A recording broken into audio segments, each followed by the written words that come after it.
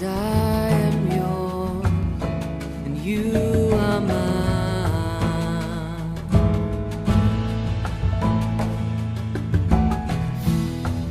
'Cause I am yours, you are mine.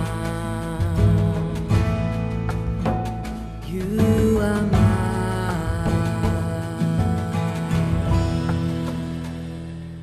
Ruth గ్రంథము 1వ అధ్యాయము 1వ వచనం నుండి. న్యాయాధిపతులు ఏలిన దినముల యందు దేశంలో కరువు కలుగగా యూదా బెత్లెహేము నుండి ఒక మనుష్యుడు తన భార్యను తన 2 కుమారులను వెంట పెట్టుకుని మోయాబు దేశమున కాపురముండుటకు వెళ్ళెను. ఆ మనుషుని పేరు ఎలీమెలెకు, అతని భార్య పేరు నయోమి. అతని 2 కుమారుల పేర్లు మహ్లోను, కిల్యోను. వారు యూదా బెత్లెహేము వారైన ఎఫ్రాతీయులు. వారు మోయాబు దేశమునకు వెళ్లి అక్కడ కాపురముండిరి. నయోమి పెనిమిటి అయిన ఎలీమెలెకు చనిపోయిన తరువాత ఆమెయు ఆమె 2 కుమారులను నిలిచియుండిరి. వారు మోయాబు స్త్రీలను పెళ్లి చేసుకొనిరి. వారిలో ఒకదాని పేరు ఓర్ఫా, రెండవ దాని పేరు రూతు. వారు ఇంచుమించు 10 సంవత్సరములు అక్కడ నివసించిన తరువాత మహ్లోను, కిల్యోనను ఇద్దరును చనిపోయిరి. కాగా ఆ స్త్రీ తాను కనిన 2 కుమారులను తన పెనిమిటియు లేనిదాయను.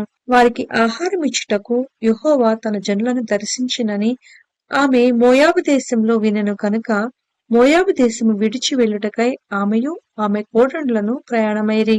అప్పుడు ఆమెయున్న స్థలము నుండి ఆమెతో కూడా ఆమె 2 కోడళ్లను బయలుదేరి యూదా దేశమునకు తిరిగిపోవలెనని మార్గమున వెళ్ళుచుండగా నయోమి తన 2 కోడళ్లను చూచి, మీరు మీ తల్లుల ఇండ్లకు తిరిగి వెళ్ళుడి. చనిపోయిన వారి ఎడలను నా ఎడలను మీరు దయచూపినట్లు యెహోవా మీ ఎడల దయచూపునుగాక.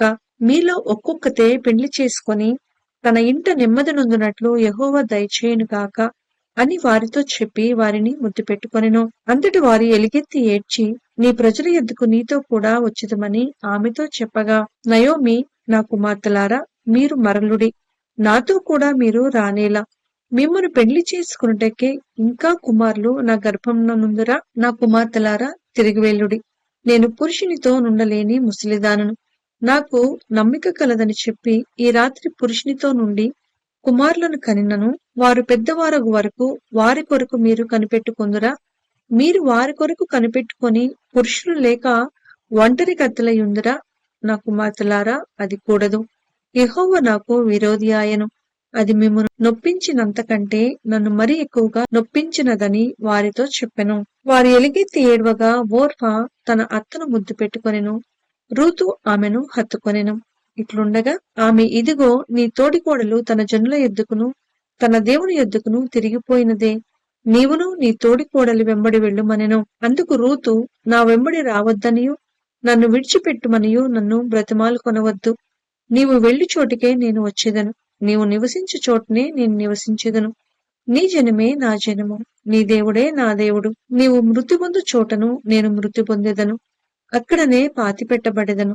మరణము తప్ప మరి ఏదైనను నిన్ను నన్ను ప్రత్యేకించిన ఎడల యెహోవా నాకు ఎంత కీడైనా చేయునుగాక అనెను. తనతో కూడా వచ్చుటకు ఆమెకు మనసు కుదిరినదని నయోమి తెలుసుకొనినప్పుడు అందుని గురించి ఆమెతో మాట్లాడుట మానెను.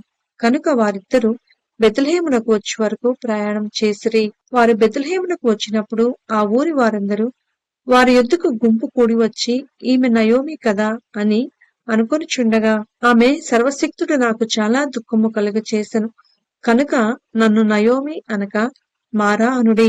నేను సమృద్ధి గల దాననై వెళ్ళితిని. యెహోవా నన్ను రిక్తురాలునిగా తిరిగి రాచేసెను. మీరు నన్ను నయోమి అని పిలువనేలా. యెహోవా నా మీద విరుద్ధముగా సాక్ష్యము పలికెను. సర్వశక్తుడు నన్ను బాధపరచెను అని వారితో చెప్పెను. అట్లు నయోమియు ఆమెతో కూడా మోయాబీయురాలైన రూతు అను ఆమె కోడలను మోయాబు దేశము నుండి తిరిగి వచ్చిరి. వారిద్దరూ యవలకోత ఆరంభంలో బెత్లెహేము చేరిరి. రూతు గ్రంథము 2వ అధ్యాయము 1వ వచనం నుండి. నయోమి పెనిమిటికి బంధువుడొకడుండెను. అతడు చాలా ఆస్తిపరుడు. అతడు ఎలీమెలెకు వంశపు వాడై ఉండెను. అతని పేరు బోయజు. మోయాబీయురాలైన రూతు, నీ సెలవైన ఎడల నేను పొలములోనికి పోయి ఎవని కటాక్షము పొందగలనో వాని వెనుక పరిగెనేరుకొందునని నయోమితో చెప్పగా ఆమె నా కుమారి పొమ్మనెను. కాబట్టి ఆమె వెళ్లి పొలంలోనికి వచ్చి చేనుకోయి వారి వెనుక పొలములో ఏరుకొనెను. ఆ పొలములో ఆమె పోయిన భాగము ఎలీమెలెకు వంశపు వాడైన బోయజ్ది. బోయజు బెత్లెహేము నుండి వచ్చి, యెహోవా మీకు తోడై ఉండును గాక అని చేనుకోయి వారితో చెప్పగా, వారు యెహోవా నిన్ను ఆశీర్వదించును గాక అనిరి. అప్పుడు బోయజు కోయువారి మీద ఉంచబడిన తన పనివానిని చూచి, ఈ చిన్నది ఎవరిదని అడగగా, కోయువారి మీద నుంచబడిన ఆ పనివాడు, ఈమె మోయాబు దేశం నుండి నయోమితో కూడా తిరిగి వచ్చిన మోయాబీరాలైన యవనురాలు. ఆమె, నేను కోయువారి వెనుకకు పనుల మధ్యను ఏరుకొని కూర్చుకొనుటకు దయచేసి నాకు సెలవిమ్మని అడిగెను. ఆమె వచ్చి ఉదయము మొదలుకొని ఇది వరకు ఏరుకొనుచుండెను. కొంతసేపు మాత్రము ఆమె ఇంట కూర్చుండెనని వాడు చెప్పెను. అప్పుడు బోయజు రూతుతో, నా కుమారి, నా మాట వినుము. వేరొక పొలంలో ఏరుకొనుటకు పోవద్దు. దీనిని విడిచిపోవద్దు. ఇచ్చట నా పనికత్తెల యొద్ద నిలకడగా ఉండుము. వారు కోయి చేను కనిపెట్టి వారిని వెంబడించుము. నిన్ను ముట్టకూడదని యవనస్తులకు ఆజ్ఞాపించియున్నాను. నీకు దాహమగునప్పుడు కుండల యొద్దకు పోయి పనివారు చేదిన నీళ్లు త్రాగమని చెప్పెను. అందుకు ఆమె సాగిలపడి తల వంచుకొని, ఏమి తెలిసి పరదేశినైన నాయందు లక్ష్యముంచినట్లు నీకు కటాక్షము కలిగెనో అని చెప్పగా, బోయజు, నీ పెనిమిటి మరణమైన తరువాత నీవు నీ అత్తకు చేసినదంతయు నాకు తెలియబడెను. నీవు నీ తల్లిదండ్రులను నీ జన్మభూమిని విడిచి ఇంతకు ముందు నీవు ఎరుగని జనమునొద్దకు వచ్చితివి. యెహోవా నీవు చేసిన దానికి ప్రతిఫలమిచ్చును.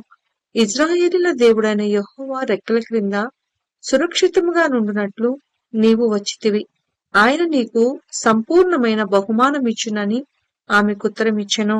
అందుకు ఆమె, నా ఏలినవాడా, నేను నీ పనికత్తులలో ఒక దానను కాకపోయినను నీవు నన్నాదరించి నీ దాసురాలినగు నాయందు ప్రేమ కలిగి మాటలాడితివి కనుక నా ఎడల నీకు కటాక్షము కలుగనిమ్మని చెప్పెను. బోయజు, భోజన కాలమున నీవిక్కడికి వచ్చి భోజనము చేసి చిరుకలో నీ ముక్క ముంచి తినుమని ఆమెతో చెప్పగా, చేనుకోయి వారి యొద్ద ఆమె కూర్చుండెను. అతడు ఆమెకు పేలాలు అందియగా ఆమె తిని తృప్తి పొంది కొన్ని మిగిల్చెను. ఆమె ఏరుకొనుటకు లేచినప్పుడు బోయజు, ఆమె పనుల మధ్యను ఏరుకొనవచ్చును, ఆమెను అవమానపరచుకుడి, మరియు ఆమె కొరకు పిడికిళ్లు పడవేసి ఆమె ఏరుకొనున్నట్లు విడిచిపెట్టుడి, ఆమెను గద్దెంపవద్దని తన దాసులకు ఆజ్ఞాపించెను. కాబట్టి ఆమె అస్తమయం వరకు ఆ చేనులో ఏరుకొనుచు తాను ఏరుకొనిన దానిని దుల్లకొట్టగా అవి దాదాపు తూమెడు యవలాయెను. ఆమె వాటిని ఎత్తుకొని ఊరిలోనికి వచ్చినప్పుడు ఆమె అత్త ఆమె ఏరుకొనిన వాటికి చూచెను. ఆమె తిని తృప్తి పొందిన తరువాత తాను మిగిల్చిన దానిని చూపించి ఆమెకిచ్చెను. అంతటా ఆమె అత్త ఆమెతో, నేడు నీవెక్కడ ఏరుకొంటివి, ఎక్కడ పని చేసితివి? నీ యందు లక్ష్యముంచిన వాడు దీవింపబడును గాక అనగా, ఆమె తాను ఎవని యొద్ద పనిచేసెనో అది తన అత్తకు తెలియచెప్పి, ఎవని యొద్ద నేడు పనిచేసితినో అతని పేరు బోయజు అనెను. నయోమి బ్రతికియున్న వారికిని చచ్చిన వారికిని ఉపకారం చేయటం మానని ఇతడు యెహోవా చేత ఆశీర్వదింపబడును గాక అని తన కోడలితో అనెను. మరియు నయోమి, ఆ మనుష్యుడు మనకు సమీప బంధువుడు, అతడు మనలను విడిపింపగల వారిలో ఒకడని చెప్పగా, మోయాబీయురాలైన రూతు, అంతేకాదు, అతడు నన్ను చూచి తనకు కలిగిన పంట కోత అంతయు ముగించు వరకు తన పనివారి యొద్ద నిలకడగా ఉండుమని నాతో చెప్పెననెను. అప్పుడు నయోమి తన కోడలైన రూతుతో, నా కుమారి, అతని పనికత్తెలతో కూడనే బయలుదేరుచు వేరొక చేనిలోని వారికి నీవు కనబడకపోవుట మంచిదనెను. కాబట్టి యవల కోతయు గోధుమల కోతయు ముగియు వరకు ఆమె ఏరుకొనుచు బోయజు పనికత్తెల యొద్ద నిలకడగా నుండి తన అత్త ఇంట నివసించెను. రూతు గ్రంథము 3వ అధ్యాయము 1వ వచనం నుండి. ఆమె అత్తే అయిన నయోమి, నా కుమారి, నీకు మేలు కలుగునట్లు నేను నీ కొరకు విశ్రాంతి విచారింపవలసిన దానను కదా. ఎవని పనికత్తెల యొద్ద నీవు ఉంటివో ఆ బోయజు మనకు బంధువుడు. ఇదిగో, ఈ రాత్రి అతను కళ్ళమును ఎవలు తూర్పార పట్టింపబోవుచున్నాడు. నీవు స్నానము చేసి తైలము రాచుకొని నీ బట్టలు కట్టుకొని ఆ కళ్ళమునకు వెళ్ళుము. అతడు అన్నపానములు పుచ్చుకొనుట చాలించు వరకు నీవు అతనికి మరుగయుండుము. అతడు పండుకొనిన తరువాత అతడు పండుకొనిన స్థలమును గుర్తెరిగి లోపలికి పోయి అతని కాళ్ల మీద నున్న బట్ట తీసి పండుకొనవలెను. నీవు చేయవలసిన దానిని అతడు నీకు తెలియజేయునని ఆమెతో అనగా, ఆమె నీవు సెలవిచ్చినదంతయు చేసేదనని చెప్పి ఆ కళ్ళమునొద్దకు పోయి తన అత్త ఆజ్ఞాపించినదంతయు చేసెను. బోయజు మనసును సంతోషించినట్లు అన్నపానములు పుచ్చుకొని లోపలికి పోయి ధాన్యపు కుప్ప యొద్ద పండుకొనినప్పుడు ఆమె మెల్లగా పోయి అతని కాళ్ల మీద నున్న బట్ట తీసి పండుకొనెను. మధ్యరాత్రి యందు అతడు ఉలికిపడి తిరిగి చూచినప్పుడు ఒక స్త్రీ అతని కాళ్ల యొద్ద పండుకొని ఉండెను. అతడు నీవెవరు అని అడగగా ఆమె, నేను రూతు అను నీ దాసురాలిని. నీవు నాకు సమీప బంధువుడవు కనుక నీ దాసురాలి మీద నీ కొంగు కప్పుమనగా, అతడు నా కుమారి, యెహోవా చేత నీవు దీవెన నొందిన దానవు. కొద్దివారినే కాని గొప్పవారినే కాని యవనస్తులను నీవు వెంబడింపక యుండుట వలన నీ మునుపటి సత్ప్రవర్తన కంటే వెనుకటి సత్ప్రవర్తన మరి ఎక్కువైనది. కాబట్టి నా కుమారి, భయపడకుము. నీవు చెప్పినదంతయు నీకు చేసేదను. నీవు యోగ్యురాలవని నా జనులందరూ ఎరుగుదురు. నేను నిన్ను విడిపింపగలవాడనను మాట వాస్తవమే. అయితే నీకు నాకంటే సమీపమైన బంధువుడొకడున్నాడు. ఈ రాత్రి యుండుము. ఉదయమున అతడు నీకు బంధువుని ధర్మము జరిపిన ఎడల సరి, అతడు విడిపింపవచ్చును. నీకు బంధువుని ధర్మము జరుపుటకు అతనికి ఇష్టము లేకపోయిన ఎడల యెహోవా జీవము తోడు, నేనే నీకు బంధువుని ధర్మము జరిపేదను. ఉదయం వరకు పండుకొనమని చెప్పెను. కాబట్టి ఆమె ఉదయం వరకు అతని కాళ్ల యొద్ద పండుకొని ఒకరినొకడు గుర్తించుపాటి వెలుగు రాకముందే లేచెను. అప్పుడు అతడు ఆ స్త్రీ కళ్ళమునకు వచ్చిన సంగతి తెలియజేయకుడని చెప్పెను. మరియు అతడు, నీవు వేసుకుని దుప్పటి తెచ్చి పట్టుకొనమని చెప్పగా ఆమె దాన్ని పట్టెను. అతడు 6 కొలల యవలను కొలిచి ఆమె భుజము మీద నుంచిగా ఆమె పురములోనికి వెళ్ళెను. ఆమె తన అత్త ఇంటికి వచ్చినప్పుడు అత్త, నా కుమారి, నీ పని ఎట్టు జరిగినని అడుగగా ఆమె ఆ మనుషుడు తనకు చేసినదంతయు తెలియచేసి, నీ ఒట్టి చేతులతో నీ అత్త ఇంటికి పోవద్దని చెప్పి అతడు ఈ 6 కొలల యవలను నాకిచ్చిననెను. అప్పుడు ఆమె, నా కుమారి, ఈ సంగతి నేటి దినమున నెరవేర్చితేనే కాని ఆ మనుషుడు ఊరకుండడు కనుక ఇది ఎలాగ జరుగునో నీకు తెలియ వరకు ఊరుకుండుమనెను. రూతు గ్రంథము 4వ అధ్యాయము 1వ వచనం నుండి. బోయజు పురద్వారం నొద్దకు పోయి అక్కడ కూర్చుండగా బోయజు చెప్పిన బంధువుడు ఆ త్రోవను పోవచుండెను. కనుక బోయజు పోయి ఈ తట్టు తిరిగి ఇక్కడ కూర్చుండమని అతన్ని పిలువగా అతడు వచ్చి కూర్చుండెను. బోయజు ఆ ఊరి పెద్దలలో 10 మందిని పిలిపించుకొని ఇక్కడ కూర్చుండుడని చెప్పగా వారును కూర్చుండిరి. అతడు మోయాబు దేశం నుండి తిరిగి వచ్చిన నయోమి మన సహోదరుడైన ఎలీమెలకునకు కలిగిన భూభాగమును అమ్మివేయుచున్నది కనుక నీవు చెవులారా వినున్నట్లు నేనొక సంగతి తెలియచేయవలనని ఉన్నాను. ఈ పుర నివాసుల ఎదుటను నా జనుల పెద్దల ఎదుటను ఆ భూమిని సంపాదించుకొనుము. ఏమనగా దాన్ని విడిపించుటకు నీవు ఒప్పుకొనిన ఎడల విడిపింపుము. దాన్ని విడిపింప నొల్లని ఎడల అది స్పష్టముగా నాతో చెప్పుము. నీవుగాక దాన్ని విడిపింపవలసిన బంధువుడెవడునూ లేడు. నీ తరువాత వాడను నేనే అని బంధువునితో చెప్పెను. అందుకతడు, నేను విడిపించెదనెను. బోయజు, నీవు నయోమి చేతి నుండి ఆ పొలమును సంపాదించు దినమున చనిపోయిన వారి పేరిట అతని స్వాస్థ్యమును స్థిరపరచునట్లు చనిపోయిన వాని భార్య అయిన రూతు అను మోయాబీయురాలి యొద్ద నుండి దాన్ని సంపాదింపవలనని చెప్పగా ఆ బంధువుడు, నేను దానిని విడిపించుకొనలేను, నా స్వాస్థ్యమును పోగొట్టుకొందునేమో, నేను దాన్ని విడిపింపలేను కనుక నీవే నాకు ప్రతిగా బంధువుని ధర్మము జరిగించుమని చెప్పెను. ఇజ్రాయేలీలలో బంధుధర్మమును గూర్చి కాని క్రయ విక్రయములను గూర్చి కాని ప్రతి సంగతిని స్థిరపరచుటకు పూర్వమున జరిగిన మర్యాద ఏదనగా ఒకడు తన చెప్పు తీసి తన పొరుగువానికి ఇచ్చుటయే. ఈ పని ఇజ్రాయేలీలలో ప్రమాణముగా ఎంచబడెను.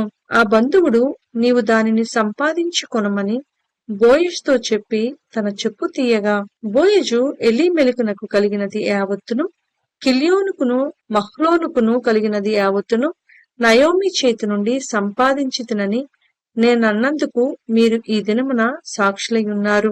మరియు చనిపోయిన వారి పేరిట అతని స్వాస్థ్యమును స్థిరపరచునట్లును చనిపోయిన వారి పేరు అతని సహోదరులలో నుండి అతని స్థలము యొక్క ద్వారము నుండి కొట్టివేయబడకయుండునట్లును నేను మహ్లోను భార్య అయిన రూతను మోయాబీయురాలిని సంపాదించుకొని పెండ్లి చేసుకొనుచున్నాను.